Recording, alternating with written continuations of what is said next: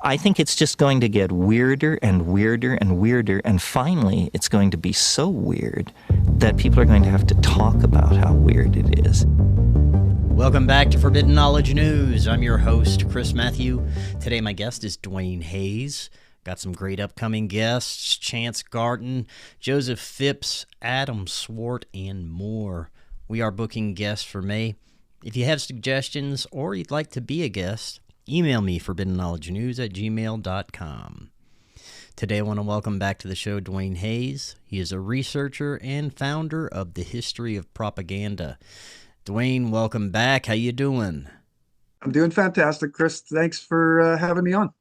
Well, thanks so much for coming back on, man. Always enjoy our conversations, and today we'll continue presenting your incredible research. In my perspective, it cuts right to the heart of everything that's gone wrong with the planet, as well as uncovers the groups that have created the invisible prison that we're currently surrounded by.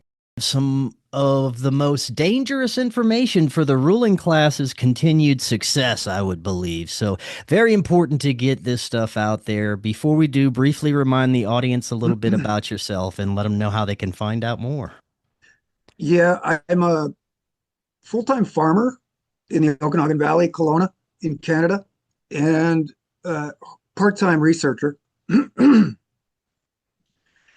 And yeah, we do feel the same as you, in that we've got some serious information here, some uncovered history, and that's really what I am. I had to resort myself to being a forensic historian or an investigative journalist because I didn't see anybody else really out there covering it. Here we are 16, 17 years after I started, and nobody is covering what we're covering still today. So these are the topics that we've discussed on your show with you multiple times. And so we're hoping to get this true history out, because it fully tells the background behind how we got here today. So where do you want to start? Well, I know that you wanted to present some information about the hidden history of socialism, but I also just mentioned to you that they gave my YouTube channel back, and that they're also giving others their shadow banned YouTube channels back. Now, I'll tell you honestly, before they banned me, they shadow banned me. They demonetized me. They made sure my channel wasn't getting any views, and then ultimately they just deleted it. It was around 2021. Earlier this year, I got an email out of nowhere saying, "Oh, we made a mistake. Here's your channel back." Got the channel back, still shadow banned, still not getting any significant views for a channel with 33,000 subscribers, but it is back. I find it interesting that they already gave so many others their channel back recently that cover very similar topics. You had an interesting reaction to that. What are your thoughts about it? Well, sorry, I just had to get something to drink here. Yeah. What I find interesting about that, man, is that we've talked about the rise of the expert and how they've infused the scientific expert into everything we see in headlines. It always says experts say, experts say. But then there was a twist and a turn in COVID, and Fauci became sort of the poster boy of all of this.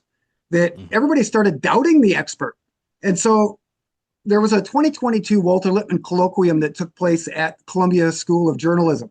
Now, that's the only school of journalism in the Ivy League. It is considered one of the world's most prominent and prestigious journalist schools in the world. And so these are the guys that call Walter Lippmann the founding father of our modern American journalism. And the whole meeting, the whole premise of that 2022 weekend symposium during COVID was to address the crisis of the expert and how the population was starting to totally distrust the expert. So I think that when we start to hear that our YouTube channels are being brought back, that's reminiscent of that sort of thing. Just like COVID, just like my wife was given her job back out of nowhere after she was fired from the hospital, all of a sudden we start given back things that were already ours, and were taken from us for no rational, reasonable reason. So when you said that, it seems to fall right into place with this whole crisis of the expert movement that is actually taking place now. I see it all over the place. And so I think it is actually what's ultimately going to happen, Chris, is a reveal of a lot of this conspiratorial history that I've covered. I don't know how deep they'll go into my material, but I think they're going to reveal that, like Operation Northwoods happened, and they're going to start to reveal that, yes, conspiracies have been happening, and it was because of these human experts. So because they have to install this new digital administrative law, everything's going to go digital, CVDs or credit scores, all of these things. So they have to actually sweep out the old stuff to bring in the new. And we saw Carney's wife in this latest speech. She actually used the term New World Order. So you can see that it's going through this liberal, sentimental sort of movement that started in the progressive era, even before that, the late 1800s, with this idea of social reform and making everybody, pulling everybody up out of poverty. And Henry George's Progress in Poverty. Back then it was all about progress, much like it is today. But I would say you getting your YouTube channel back is awesome. And everybody else getting it back is giving us an opportunity to tell the truth. But we also have to consider that they may be giving it back to us for a specific reason. Yeah. They often operate as they have for centuries. Like Huxley said, the oligarchy. They probably will always exist. But I think that now is a time where we can really show what is going on. The window is open, but it's closing. I think once we get into digital and total clampdown, we're going to see a real lessening of ability for people to actually look into things. Yeah, something else I see unfolding along those same lines is a split within the quote-unquote truther community. There are many that are blindly following this trust the plan narrative still blindly supporting the Trump administration. And this aligns with a lot of the new age information that's coming out that this administration is going to be the one to usher in this new golden age. And that's part of the reason why this information is being allowed out. That's part of the reason why the Epstein files are being allowed to be seen right now. But I see it a little bit differently. I think it's a lot of demoralization. I think they're throwing us a little bit of a bone so that we have this false sense of security with this administration. But once the tables turn, once, like you said, they get that old system out and they're ready to flip that digital switch, that's when the real nightmare begins. And a lot of people can't see where that's really headed. Yeah. And actually, it's a perfect segue into what's happening today. You've got the Freedom Road Socialist Organization. These are the guys that are out in the streets in Minneapolis and in the major cities of America demanding no borders. This is something that Marx wanted, right? A universalism. Marx was considered the scientific socialist. And so, yeah, socialism entered, and we can always point to like FDR and his social programs. A lot of people will do that, especially when I was younger in the 70s and 80s. I'd hear people say FDR was a socialist president. I don't hear that very often anymore. And why they said that was because of his policies. The New Deal was totally socialist. It brought in, social health programs and all of those things. So what we're showing is that socialism entered far more subtly before this. And so we've got a subtle socialism and a radical socialism, and they're both working together.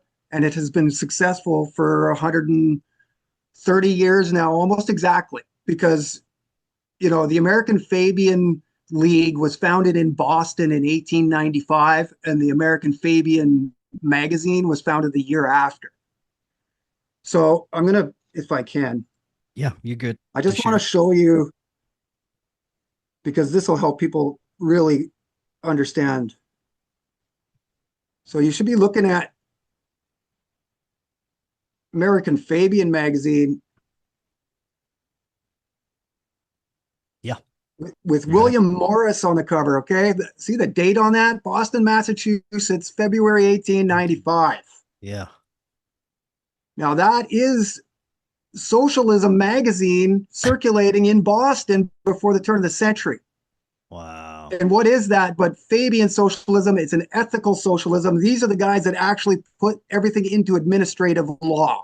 So when you see somebody like Trump come out and say, in my first term, I'm going to pass anti-Semitic laws, you can see that he's actually establishing administrative law because as a reaction to this more radical socialism that's happening in the streets, or whatever it is that they're determining that is an existential threat to their power, right?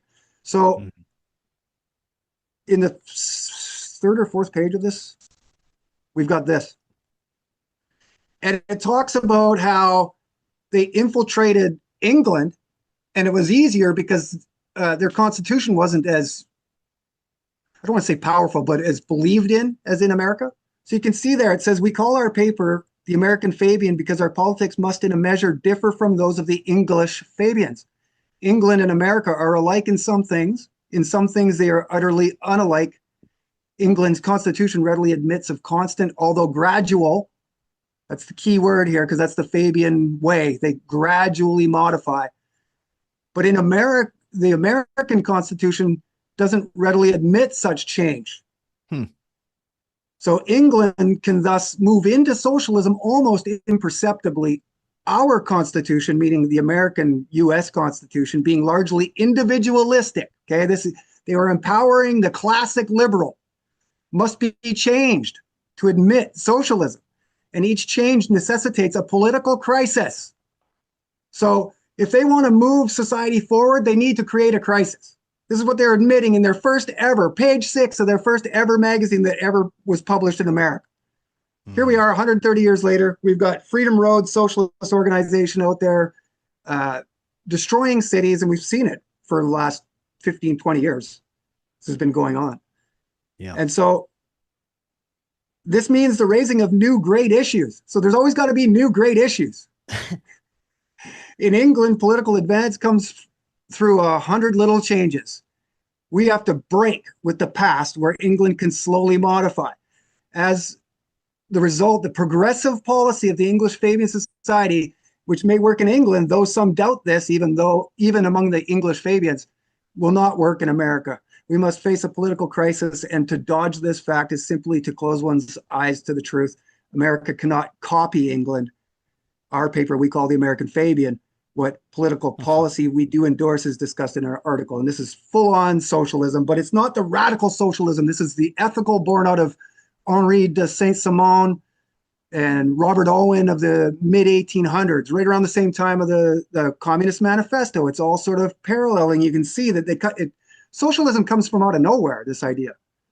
And so you have a radical aspect and a ethical aspect that sits in the background and writes new laws. So to me, that is fascinating. This is what nobody's covering. You talk about alternative media and the disputes and the things that are going on in there. I've tried to talk to the entire Tragedy and Hope community. What's their names again? James Corbett, Richard Grove, Derek Brose, The Last American Vagabond. I could go on another 30 names. But every time I bring up this specific history, they don't want to touch it. And to me, it's pretty obvious what you're seeing there. And it at least should spark some conversation. But oftentimes I'll get blocked, muted, censored. And it seems like what happens is this group is so adept at parasitic infiltration that they have infiltrated every aspect of what controls our society: religion, education, politics. So what happens is within each of those different ideologies, that's where people latch on to what they see happening under the surface. They'll stick with politics. If these groups are infiltrating a certain aspect of politics, most researchers will look at what's come out of the political space, but they won't look at what's happening with religious infiltration or the education system. They infiltrate every single aspect, so they have it all covered. And like I said, they're so adept at this parasitic mimicry that they can slide in there and become this religion, that religion. They can become this political party. They just mimic it. Yeah, and so when you look at nonprofit organizations like the CFR, their motto is that they don't operate in the political realm. It's the very reason why they formed these organizations, is because they premised that you can't really get anything done swiftly when you have to vote on every little thing, and you've got 300 senators and 7 million people to vote on. You'll never move forward. So all of these not-for-profit organizations like the CFR, Royal Institute of International Affairs, and so on, they all proudly operate outside the political paradigm. So for us here in the year 2026 to still think our vote counts is ridiculous, because these are the policy makers. The CFR is the mothership of U.S. foreign policy. This is where they get their directives. I mean, you can look at everybody from Hillary Clinton to Obama have admitted the importance of CFR.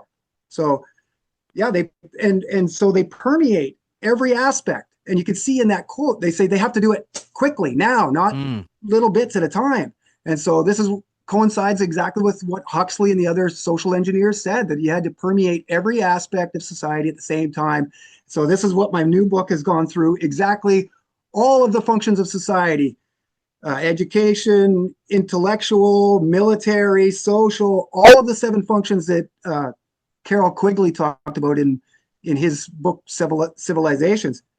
We've actually gone in and shown you with detail the names, people, events, institutions that were created to slide in there and represent a new freedom, a new democracy, a new constitution, a new definition of everything in America. And it's happened really the first quarter of the 20th century. And if you look, and your viewers can do the same now, moving forward in the next month, look how many times people they'll avoid that era, 1900, and I'll even say 1890 to 1920. That's really the progressive era, I would say, all encompassing, because that includes this Fabian landing of socialism in America. Mm-hmm. So the American Fabian League starts in 1895. Because of the name of it, it starts getting negative reputation, or whatever it is. I'm not sure why. But in 1905, so 10 years after it started, they changed it to the Intercollegiate Socialist Society, the ISS. And what that was an effort to start to corral the young minds in universities around the idea of socialism. So Walter Lippmann, who Columbia School of Journalism considers the founding father of American modern journalism, is one of the founders of the ISS. He's a socialist his entire life. He's a Fabian Society member. He's also the first Kissinger or Brzezinski in that he's a political philosopher. He really establishes U.S. foreign policy. He's the first founding lifetime member of the CFR. So think about that. He's considered the father of modern American journalism by the Columbia School of Journalism, and by U.S. foreign policy experts as the first Kissinger. So he's actually creating domestic and foreign policy in America. What we think is normal was all created by this Walter Lippmann and the progressives around him, especially Louis Brandeis, who we've talked about. So then the Intercollegiate Socialist Society then changes its name to the League for Industrial Democracy in 1920-21. So socialism becomes industrial democracy. So you're talking about how they slide things in. This is how they do it in the language too. And so the League for Industrial Democracy is referencing back to the Webb's book, Industrial Democracy, 1897. So Louis Brandeis then establishes industrial democracy in America because he's read all of the Fabian tracts, all of the Fabian texts, all of the books. He's a huge fan of the webs, and he probably met them, okay? Because in 1898, okay, so they published Industrial Democracy in 1897 in Britain. 1898, they travel to the United States and land in New York, and they do a book tour of industrial democracy. It's the only thing I can really call it today. It's really like a book tour. You see people put out a book and they'll go and you'll see them on multiple different interviews. This is what the webs were doing. Now, when I read Beatrice's diary, she talks of these meetings as interviews. Okay. Now they land in New York the next day after landing. They go to Columbia University and have lunch with the president of Columbia, Seth Low. Now, this is at the time that the PhD system is being instituted in America. They borrow the PhD system from Germany. A lot of people don't understand this. The PhD isn't an American thing. It's adopted from Germany, and all at the same time, there's 14 major universities that adopt the PhD system, and almost every single one of the presidents of those universities are Phi Beta Kappa. And this goes on into the creation of the University of the American University of Professors, the American University Association, and the Association of American Colleges and Universities. It's this established network that we're talking about, how they established themselves through administrative law. It's not like they came in here with guns and material forces of arms and took us over. This is what we all think is going to happen. No, while we're all worried about everything going on over here, they're just quietly putting in administrative law so that eventually you won't even be able to protest about what's happening. See? So this is the system that Louis Brandeis, the first Jewish U.S. Supreme Court justice, actually founds. And so the webs spend a week in Boston. There's no mention of Brandeis in Beatrice Webb's diary, except they're there for a week. They go to actual municipal city council meetings and observe American administrative or municipal law in action so that they can see its strengths and its weaknesses and then devise a plan. This is literally what she's saying. And so Boston is where the American Fabian League is, the American Fabian magazine that I just showed you. Louis Brandeis is in Boston at this time. He is directing several social reform movements at this time. So there's no way that the webs aren't aware of Brandeis. Brandeis is fully aware of the webses. So the fact that he's not mentioned in there is interesting in a couple different ways. It could mean that they didn't meet, but I highly doubt that. I would say that he's not in there because they don't want that connection to be made. So they meet, they interview, this is what they say, they interview the magnificent Theodore Roosevelt. This is while Theodore Roosevelt is only governor of New York, he hasn't yet been president. He gets elected president in months after this meeting with the Webbs. They also go to Princeton and they meet the president of Princeton, who was Woodrow Wilson. And Woodrow Wilson's responsible for actually establishing political science in America. So we talk about all the different functions that they permeated. Well, they use social sciences to do it because social sciences is history, economics, social aspects, but it's anthropology. It's everything to do with the study of the human being. So you can see that the social sciences were actually grafted onto the university. They were developed after, just like the psychology labs were borrowed from Germany, and they were grafted onto the original traditional sort of more British university system.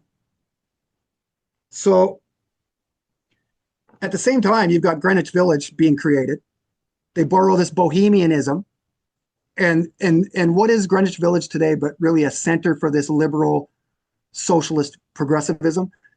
Yes, Greenwich Village existed prior to the turn of the century, but it's really at the founding of the Greenwich House that Greenwich Village becomes the village.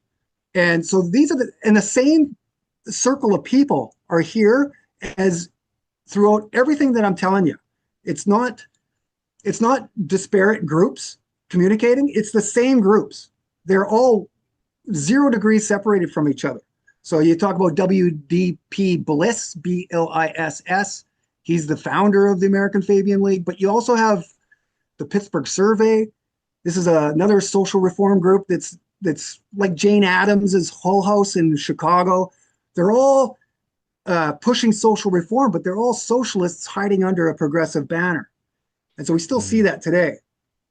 They also seem to be hiding behind religious and theological ideologies. Seems like at one point there may have been theological ideologies woven in to their belief systems, but it seems like at one point they broke away from that. It was just all about infiltration and power and control, but they used religious extremists and theological beliefs to control the masses. They would use very powerful groups, and I think that's what they're doing right now with Israel and Iran. They're using these religious extremists to bring about this apocalyptic war so they can wipe out everything, start with their new digital system. Yeah, and so those 14 PhDs that I mentioned earlier that established the PhD system in America, a lot of them were Protestant and of different denominations. So they were ecclesiastical, they were Presbyterians, they were Baptists, right? Chicago University is established on baptism. John D. Rockefeller was a Baptist. And it's strange because all of the denominations are represented. So what you see is they're taking out the religious aspects of religion and imposing the social, moral part of Christianity. So like when you used to enter a city, if you back in the 1700s, 1600s, whatever, and you just come to a city and you needed something to eat or you were in a situation, where would you go but the church? The church was known for the place that you could go. They would help you. So this is that moral, social aspect. And so this is what they did. They borrowed that out of religion and put it into political administrative municipal law. They made social reform a moral thing, and you can see that today. That even if you're a conservative, you can be manipulated through your liberal sentimentality and your care for others, right? And so I'm not saying that I don't care for anybody. It's just that they've taken this and you've given them an inch and they've taken about 10,000 miles with it. You open the door and they walked right in and made themselves at home. So this is a message really consistent throughout the whole thing. Technology, progress, all of it is that, yeah, we appreciate technology. We appreciate some aspects of progress. But when it comes to total subjugation of entire races of people, that's where we start to have problems with, the end game and the results. So I say this all the time, that we are their children of the future. We're about 4 or 5 generations past, and all of their changes were supposed to be for us, so we can be the final judgment of those. And so that's what this book is. It shows that these guys deliberately did this, imposed socialism. We live in an invisible panopticon, a la Jeremy Bentham. We've all become of good utility for the greater good, right? So when you look at John Locke, he's one of the founders of liberalism, right? And he talks about life, liberty, and property. Well, then Thomas Jefferson comes along and says life, liberty, and what? The pursuit of happiness. Happiness, yeah. Now you don't have any property. You're just going to pursue happiness. And so when you look at these Fabian magazine covers, there's a sun in the foreground, and it says hope and happiness. And it shows some guy toiling in the dirt. Right? So you can see they understand that personal property is the most important empowering aspect to an individual in an individualistically aligned constitution. So what they've done is they flipped the definition of liberalism. We've shown that in the House of Truth. I think that might have been the first episode I ever did with you, was the House of Truth, where they deliberately flipped the definition of liberalism. So you can see it very plainly today, that the modern liberal isn't a classic liberal, yet the majority of people will just say liberal when describing them. So the word liberal has actually got a negative connotation. It's often spoke derogatorily, right? Oh, those liberals. Even today, I had to catch myself this morning when Carney's wife said New World Order. I'm like, liberals. But it's a modern, radical, socialist, Marxist liberalism we have. There's about 5 qualifiers you'd have to put before that, before you could just plainly say liberal. So we're out here fighting for the classic liberal, the ability to freely speak and think and assemble and say what we want and discuss the things that we feel are necessary. While this new modern liberalism is doing everything to censor that, stop us. I mean, you look at the thing with ICE right now. You know, there's so much turmoil and radical protesting over ICE. Well, they've only shot for a national law enforcement agency. Okay, they've only shot and killed 9 people in the years 2025 and 2026. Now, if you were to go and objectively, without any sort of identifying with anything else, and you were to go and clinically as a forensic historian, go and look at the numbers and see the history, you'd see just in the year 2025 and 2026, 3 transgenders have outshot and killed an entire law enforcement agency. And so you have this liberal, this modern radical liberalism, really making popular this idea that ICE is a bad thing. And while they're not mentioning, and they don't know of these 3 transgenders, the one in Tumbler Ridge here in Canada, not far from me, Jesse Van Rootselar, Rootselar, go look it up. Originally, they said it was Jesse Strang, but the police, I watched the police reports, they even misidentified the shooter because he called the police guy that was doing the report called the shooter a male, and they had to correct, well, it's a female. And so the transgender and this largely radical movement that the LGBTQ is a part of, right? Because what defines liberalism, but it's anti basically everything. So, yeah.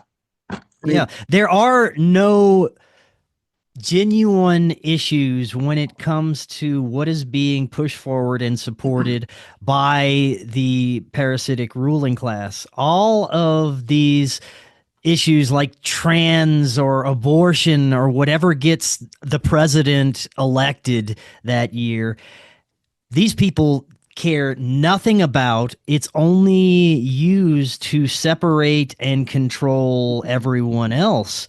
I think they do this also within certain communities. Example, the truther community, they use different conspiracies. They use different groups' activities to bring attention to that, so that is what the focus is on, and that's where the power pyramid ultimately goes in that person's mind, and there's nothing else around it. So the baby-eating satanic occultists now rule the world, and they're in control of everything. And now everybody's looking at that as the ultimate answer for who's controlling the world, when in reality, the true people behind everything probably don't have any spiritual beliefs. They're never going to be known in the forefront, and they're going to keep on pulling strings because everybody's focused on the Satanists. Yeah. Louis Brandeis is a great example of that. He really established our modern day social contract, and nobody knows who he is. He's really the popularizer and the establisher of Zionism. He's the first U.S. Supreme Court justice. He's there when they create U.S. foreign policy. He's the guy that assigns Walter Lippmann as the Secretary of the Inquiry, which is the predecessor to the CFR. But nobody knows about him. Yet he's been able to establish quite an institution for himself, including a university with his name on it. Right? So, yeah. And I would say that the alternative media at this point is that gate. And that's not to say that these groups don't exist and they're not causing problems and there aren't people eating babies and doing human sacrifice rituals, because they are. But even those people are being led down a certain path by another invisible hand that they don't even realize they're being pushed in that direction, in my Right. perspective. Yeah. So a little background on that, I think, too, is Louis Brandeis' family comes from a long line of rabbis back to the oldest operating synagogue in Prussia, in Prague, in Central Europe. And Brandeis also comes from a long line of Frankists. So if you know what Frankism is, this is really, I think, what the foundation of all of this Luciferian, satanic, what we call today Luciferian and satanic. It's like we call communism something, but it's actually progressivism. Same kind of idea is that we call it Satanism and Luciferianism, and we think these crazy, elaborate things, which, like you say, are most likely true, except we don't understand that they infused that into our political environment too. Yeah. They removed all of the things that were going to make people recoil and kept the stuff that was going to control. So from this circle, we have the founders of social sciences, Moses Dobruschka. He was an Illuminati. He was a Freemason. He was a Jacobin. So he's leading the French Revolution. It's his philosophies that these people that were driving the French Revolution used to overthrow monarchies. Brandeis' direct uncle or father-in-law. I don't know how you could be an uncle and a father-in-law at the same time. Okay. But he murdered one of the members of the Austrian government, and that's why he fled. They hung him from a lantern. And so these are the 1848ers. They call them the 48ers. And this is Brandeis' family that comes over. But when you look at where Brandeis comes from, it's this synagogue, this new old synagogue, and there's a picture of Epstein at this famous cemetery, at this new old synagogue where they apparently keep Gollum in the attic. This mythical creature that some Jew created that protects the Jewish race. Oh, okay. So when you go to Prague and you go to this new old synagogue, there's tourist traps, and they're selling little golems that you can take home. Oh, but okay. It was this idea born from this new old synagogue. They say it's the Maharal of Prague, of which his son married a Brandeis in like 1270, 1300. So you can see there's this long line of Frankist, radical, revolutionary blood in this first Jewish U.S. Supreme Court justice. And so most historians will say, yeah, but he didn't establish it. Like he didn't like that. It broke with his mother.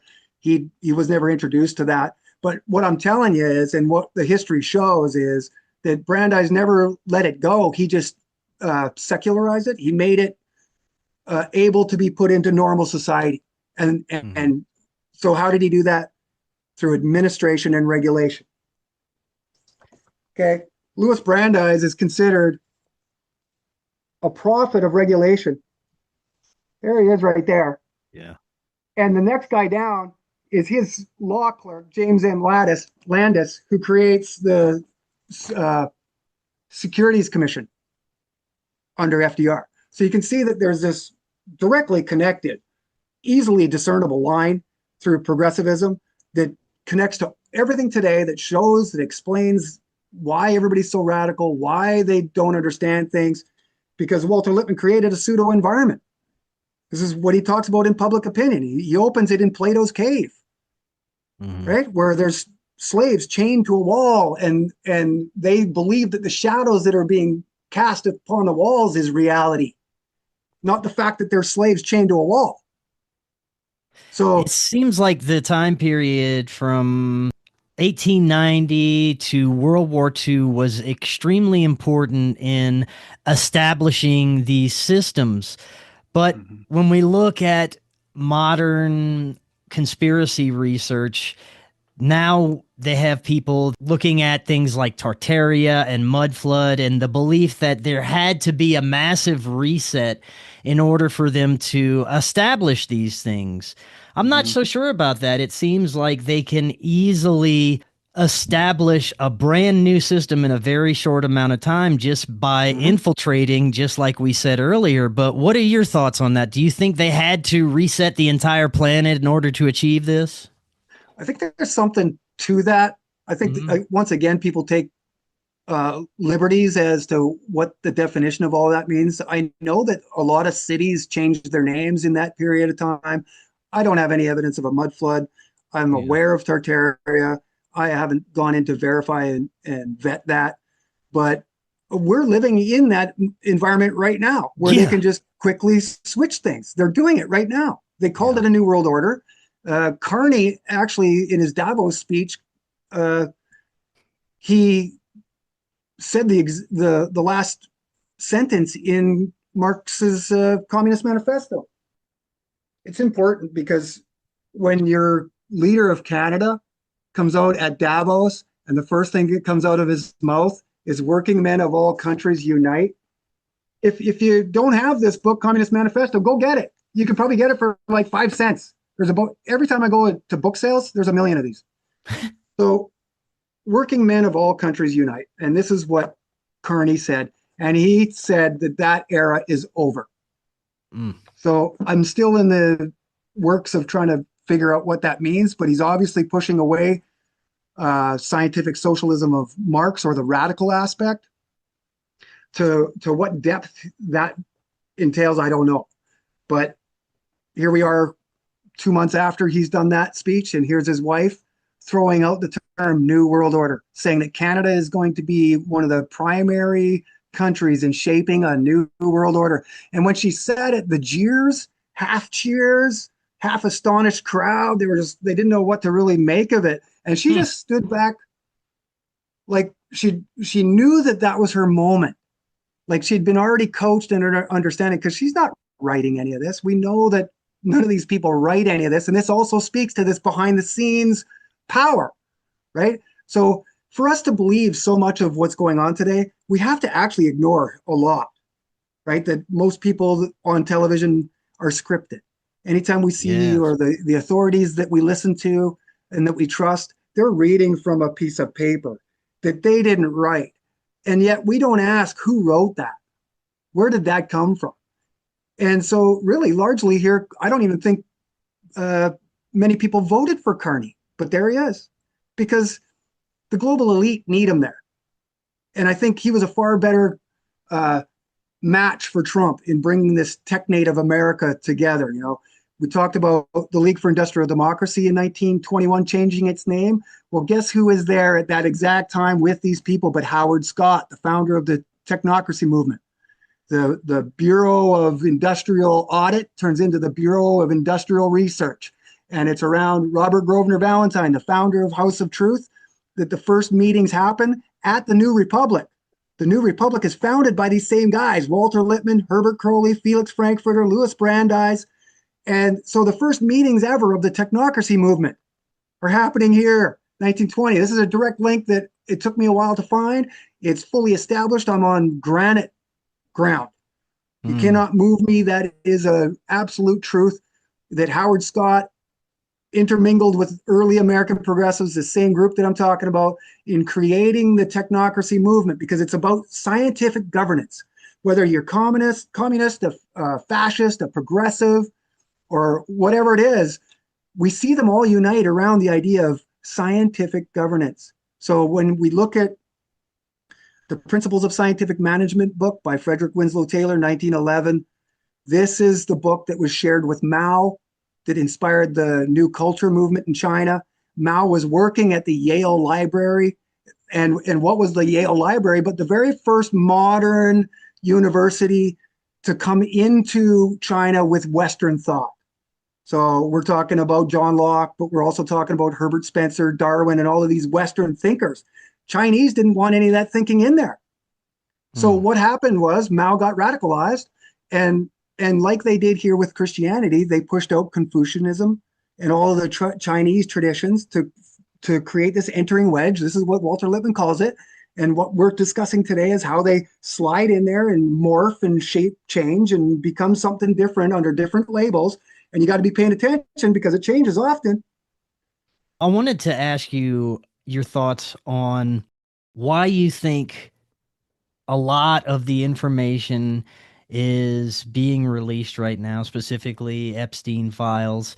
I have to look at it as a next stepping stone for their next step. This information has to come out. We have to be aware of it so that they can take control of the narrative. I imagine that the worst information imaginable could come out tomorrow about the ruling class, and within 6 months, we wouldn't have any recollection of that information. We would just be going about our lives because of the ability that they have to steer narratives. It's very powerful at this point, but I have to think that that's just another part of their ultimate plan. Yeah, I see people say, Epstein leak, or, they somehow got this information, but I wouldn't say it's a leak, it's a drip. Yeah. The government's deliberately doing that to keep you distracted from the information I'm showing you right now. Mm-hmm. That's the simplest way I can say it from this perspective, with the knowledge that I have, because, Chris, I see the gatekeepers because I know the information they're trying to hide. So when they come up to the gate and stop, and they talk about FDR in the 30s as the beginnings of things, they're excluding the whole origin moment. The whole origin story of our modern conflict is in the progressive era. But how many people actually cover the progressive era? How many people talk about Louis Brandeis, Walter Lippmann, even though they are considered the founders of some of these aspects in our reality that are causing great conflict, including U.S. foreign policy, Israel, right? And our domestic policy, this liberalism that's being brought in. So that's what I think. What else didn't we cover yet based on the information you want to present today? Well, I would say that, what we found is there's a lot of this, the adoption of German, Prussian knowledge, technology coming out of the Prussian Reformation, early 1800s. We see it in psychology. William James adopts it at Harvard, experimental psychology. We see it in all of the social sciences being brought over. They all parallel in their origin story in that they come from Prussia. It's Americans, once they get a BA or an MA, so a master or a bachelor of arts, liberal arts. So they now know grammar, logic, rhetoric. They know how to speak. They know how to put compositions together, and they know how to edit magazines, and they know how to think. And the Prussians said, don't send me any Americans unless they have a BA or an MA. And so the smartest Americans, which were the first ones, were Freemasons. Look it up, Edward Everett, not Horace Mann, but I've shared this on Facebook. Several of these founding fathers of our Western education were Freemasons. They're all Phi Beta Kappa too. And so what I ultimately want to say here is that Phi Beta Kappa is one of the most defining aspects of this New World Order. And what is that but the oldest secret society in America? Harvard was created 1636. William and Mary College, this is where Phi Beta Kappa comes from, is 1693. Yale is 1701. Columbia is 1754. So long before America, 1776, America, the Illuminati, and Phi Beta Kappa. So what is William and Mary? But an ode to William and Mary, the King and Queen of England. So we have a meshing of British technology, all of the best things and aspects that they felt like they could use to control society out of the British aspect. So lectures and symposiums and the ways that the British did it with class or whatever they want to say. Yeah. And then this Prussian brutal, scientific, rigorous thing comes in and they combine it. And that is really what our American university system is today. Johns Hopkins and the University of Chicago were two prototypes. Same with Rockefeller's Medical Institute, which is something which would require another entire show, because we're seeing the same thing there in the creation of the medical industry. Same thing, Phi Beta Kappas, the same people. And so every aspect of our society does include the conspiratorial. So they've permeated conspiratorial world just as they did the medical and the education. They looked at dissenters and the people that would balk at what they're trying to propose and fight against their ends and means and argue their ends, right? And they looked at them all as enemies, just like the Constitution, the individualism. When you read The Doctrine of Fascism by Mussolini, he says the exact same things that John Stuart Mill does, that modern progressive liberals do. So this is the connection in history that everybody needs to see. Yeah, man. It seems like the only way for us to escape this system is to check out as much as possible. Now, you in your life have already started doing things like farming, growing your own food. There are others that are attempting different methods to try and exit this matrix system. But I'm wondering if it is possible to completely exit this system to a point where you are a sovereign citizen off the grid and not beholding to any of the anti-human systems that everyone else is. Yeah, I would say for a system that was slowly put in, like this administrative Fabian socialism, it's going to require a slow withdrawal.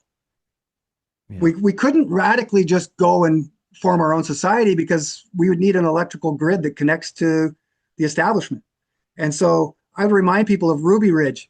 If, there isn't an escape at this point, but we can start to turn the freighter in the direction that we want. And so this is really what I did.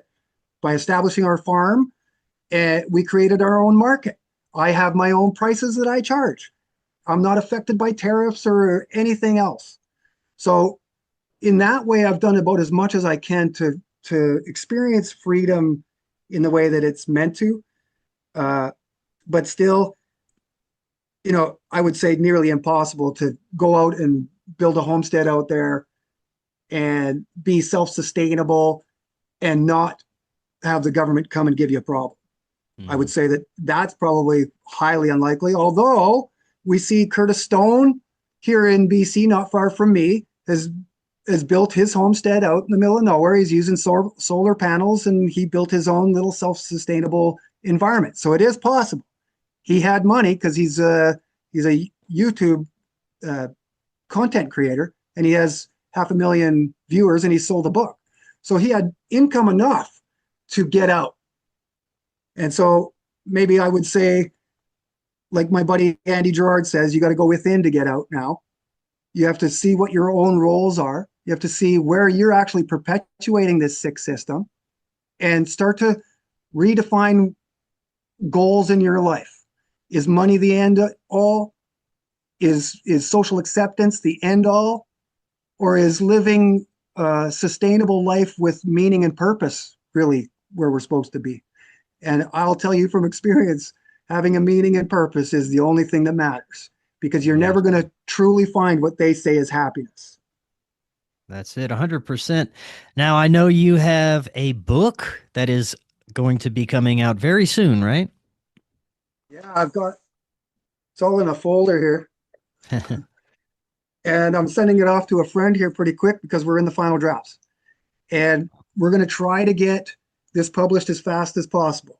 We are going to require some help from everybody watching and everybody that watches all of my material. So I steer you towards the History of Propaganda on YouTube. My site has never been eliminated, I think, because I don't get into all of those sensational things. We just talk about really boring history, but we use citations. Yeah. And we use the citations of reputable historians and the dissertations, and we pull from the system. So they can't refute my work without refuting themselves. Perhaps that's why I've been able to just maintain. But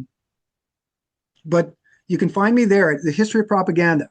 I've just put out a few videos explaining all of this. Those are actually individual chapters that are going to end up in this book. The book finishes all of those thoughts. And so if you want to contribute and you want to try to get this book published, you can donate to me at, I think it's Duane Hayes. No, it's History of Propaganda. Oh my God. I should have that. historyofpropaganda@gmail.com. Either way, I'll have it in the description so that everyone can easily just click that button and help you out there. You can see I don't give a shit about money. Right? Like I don't even, it's historyofpropaganda@gmail.com. I think that's it. My wife set it up for me because she's like, you should probably make some money from this. Yeah, man, for sure. All I want to do is get this book published so we can sell it, because everything that is going on in our world today can be explained in this book, because somebody went in and looked into this work. Yeah, dry material, lots of books, right? But somebody had to do it. And I didn't see anybody else out there doing it.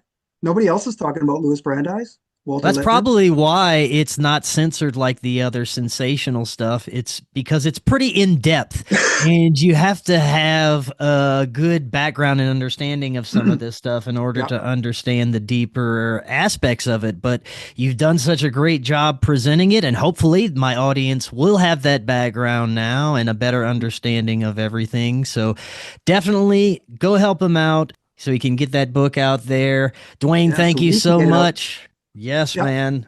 You're doing great work. Keep it up. And until next time, everyone, have an excellent evening. We will talk again tomorrow.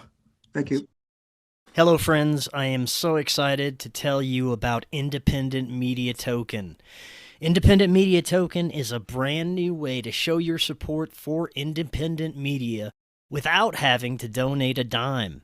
Independent Media Token is a cryptocurrency on the Solana blockchain designed to generate funds to promote and foster the growth of independent content creators, allowing them to engage in their art without having to worry about being demonetized. Through a network of media partners, of which you yourself can become a part of, Independent Media Token's goal is to ensure the powers that be can never cut off all of our areas of funding and censor the only free voices left in the world. Join the movement today.